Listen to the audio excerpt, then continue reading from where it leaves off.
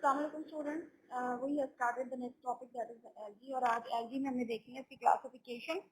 Classification में पहले तो हम डिफाइन करेंगे कि हाउ वी क्लासिफाई, जो क्लासिफिकेशन है उसको कैसे डिफाइन करेंगे।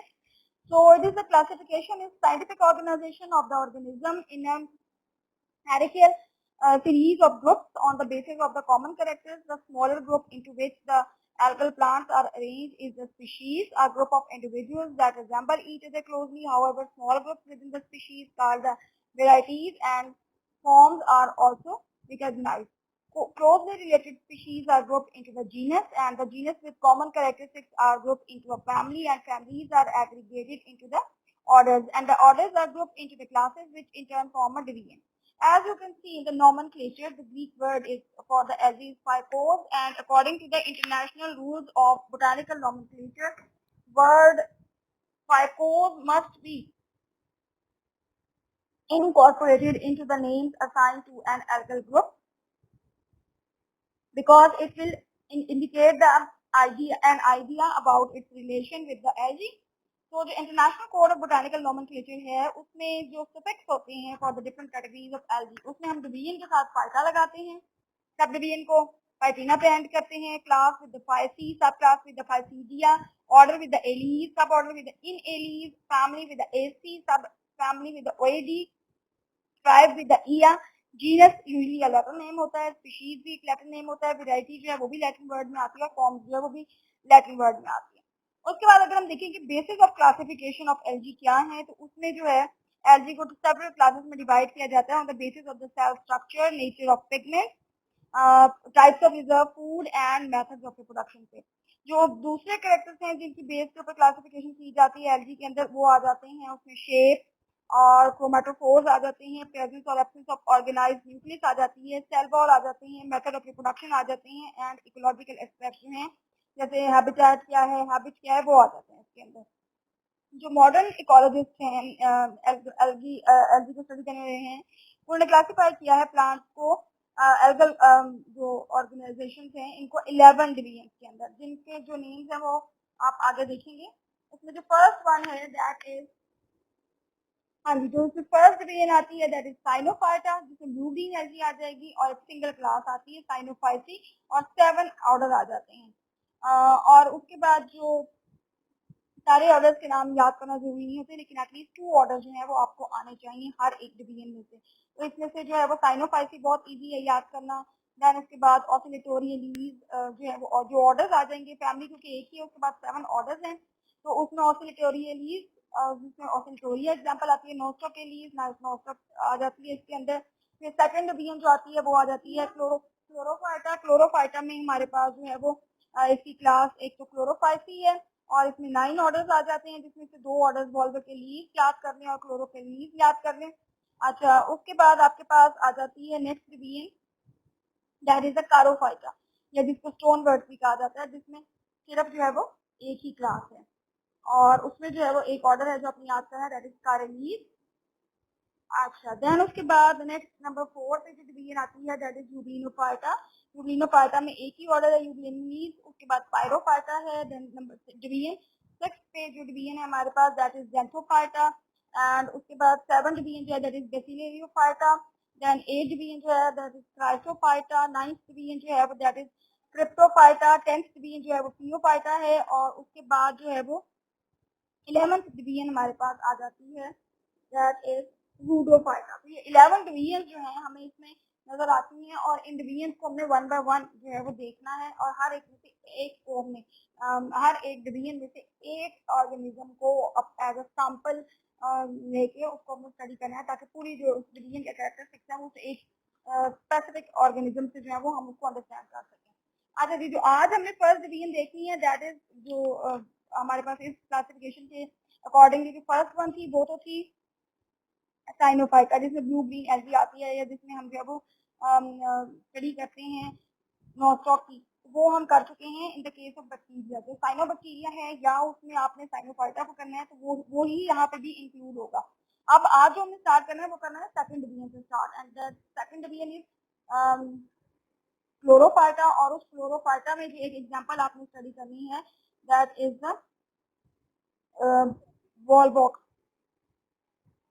अच्छा, अब इसमें जो है वो फर्स्ट वन जो है वो क्लोरोफाइटा है। क्लोरोफाइटा की जो मेन कैरेक्टरिस्टिक्स अगर हम देखें तो उसमें जो डिवीजन है क्लोरोफाइटा की वो ग्रीक वर्ड से वर्ड ओरिजिनेट हुआ है। Chloros mean green and phyto mean plant, तो it includes a single class chlorophyceae, phytos mean seaweed. General account of chlorophyta अगर हम देखें तो जो इसके मेंबर्स होते हैं डिवीजन के वो कैरेक्टराइज होते हैं by presence of the grass green chromatophore से। हैबिटेट अगर हम देखें तो ये वाइड स्प्रेड होते हैं और दोनों तरफ हमें नजर आते हैं, फ्रेश में भी और मेरीन वाटर के अंदर भी, मॉइस्ट वुड और रॉक्स के ऊपर भी नजर आते हैं, ठीक है, और विद इन सॉइल भी नजर आते हैं। और इसकी बहुत सारी स्पीशीज होती हैं वो एपिफाइटिक होती हैं, दूसरे प्लांट्स के ऊपर ग्रो कर रही होती हैं, फ्लावरिंग प्लांट्स के ऊपर भी और एनिमल्स के ऊपर भी। फिर मेरीन स्पीशीज जो होती हैं वो भी अटैच होती हैं रॉक्स के साथ या दूसरी जो लार्जर एल्गीज हैं उनके साथ। अच्छा, उसके बाद इसके अंदर कुछ स्पीशीज जो हैं जैसे क्लोरेला है, ये कोकामाइट्सा है, ये जो है ये पार्टनर होती है fungi to form the lichen. उसके बाद थैरस जो है अगर हम उसको देखें तो वो रेंज करती है एक मोटाइल यूनिसेल से लेके कम्प्लेक्स हेट्रोट्राइकस फिलामेंटस फॉर्म तक। जो सेल्स जो होते हैं वो टिपिकली यूकैरियोटिक होते हैं और उसके अंदर पायरिनोइड्स प्रेजेंट होते हैं which are thought to be concerned with the starch formation. अच्छा, नेक्स्ट अगर हम इसका कैरेक्टर देखिए तो सेल जो होता है वो बाउंड होता है by two layered cell wall usually. कुछ के अंदर सेल वॉल जो होती है वो एब्सेंट होती है, जो आउटर लेयर होती है वो बनी हुई होती है पैक्टिन से, और जो इनर होती है वो बनी हुई होती है सेलुलोज से और पैक्टिन कुछ के अंदर जो होती है वो पॉलीसेक्राइड जो है वो भी प्रेजेंट होते हैं। साइटोप्लाज्म जो है वो डिस्टिंक्ट होता है और उसके अंदर टिपिकल यूकैरियोटिक ऑर्गेनेल्स होते हैं जैसे क्लोरोप्लास्ट है, माइटोकॉन्ड्रिया है, गोल्गी बॉडीज है, एंडोप्लाज्मिक रेटिकुलम है एंड राइबोसोम्स है। फिर न्यूक्लियस अगर हम देखें तो वो बाउंडेड होता है बाय डेफिनेट न्यूक्लियर मेम्ब्रेन और उसमें न्यूक्लियोलाई प्रेजेंट होता है, क्रोमोसोम होते हैं और कैरियोलिप होता है।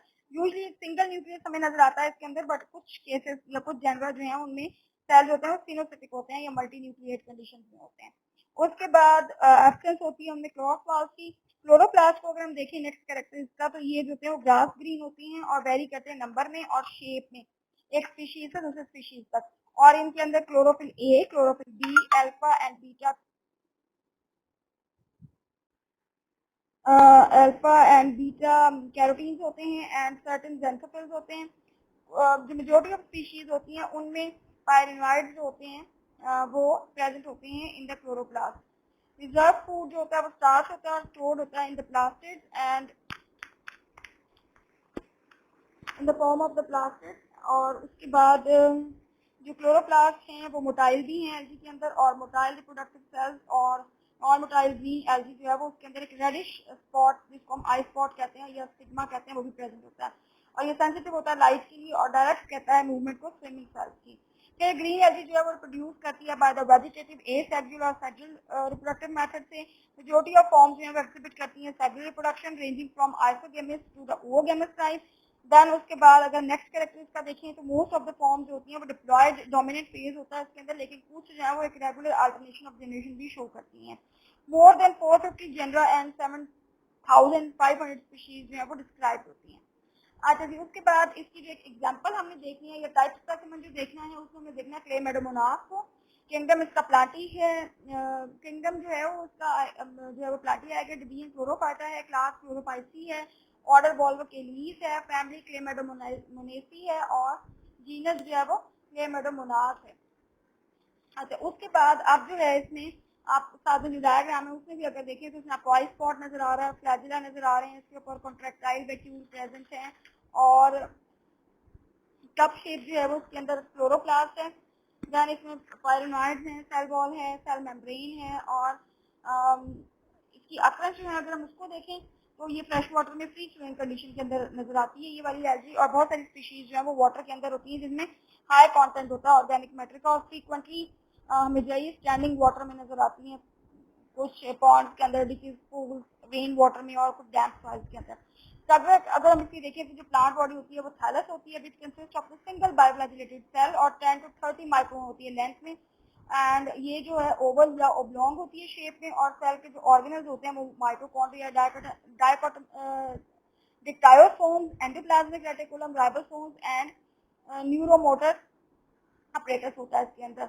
और इसमें जो मेन इसकी कैरेक्टरिस्टिक्स अगर हम देखें तो उसमें एक तो इसकी सेल वॉल है जो कवर इसका प्रोटोप्लाज्म होता है वो कवर्ड होता है सेल वॉल से और सेल वॉल जो होती है वो थिन होती है और ट्रांसपेरेंट होती है, सेलुलोज होती है इन नेचर और कुछ स्पीशीज के अंदर इनमें जो है वो हेमी सेलुलोज भी प्रेजेंट होता है एंड हाइड्रो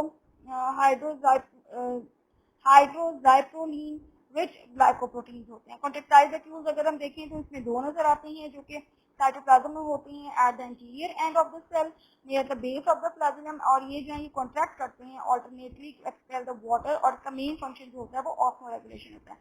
क्लोरोप्लास्ट को अगर हम देखें तो वो कप शेप इसमें नजर आता है इन द सेल, और ये जो है सैक लाइक स्ट्रक्चर होता है जो कि ग्रैन्युलर मैट्रिक्स जिसको हम स्ट्रोमा कहते हैं उसको इंक्लोज करता है, और इसके अंदर क्लोरोफिल के पिगमेंट्स होते हैं, पायरेनॉइड होता है सेल वॉल में, और रिजर्व फूड मटेरियल जो है वो स्टार्च मिक्स की फॉर्म के अंदर प्रेजेंट है।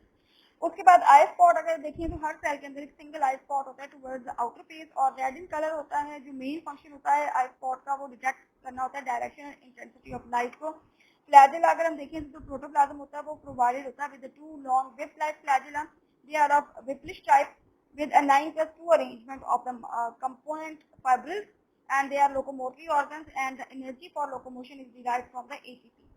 न्यूक्लियस अगर हम देखें तो सिंगल न्यूक्लियस जो है वो हमें नजर आता है centrally near the interior, and it is embedded in the cytoplasm that fill the hollow chloroplast cup, और न्यूक्लियस जो है उसमें डिस्टिंक्ट न्यूक्लियोलस प्रेजेंट होता है। अच्छा, उसके बाद अगर हम मेथड ऑफ रिप्रोडक्शन इसमें देखें तो जो आपको डायग्राम नजर आ रही है ये सेक्सुअल रिप्रोडक्शन की डायग्राम है जो जू स्पोर की फॉर्मेशन करती है। इस डायग्राम में अगर हम देखें ए सेल रिप्रोडक्शन जो है वो बाय जू स्पोर फॉर्मेशन है।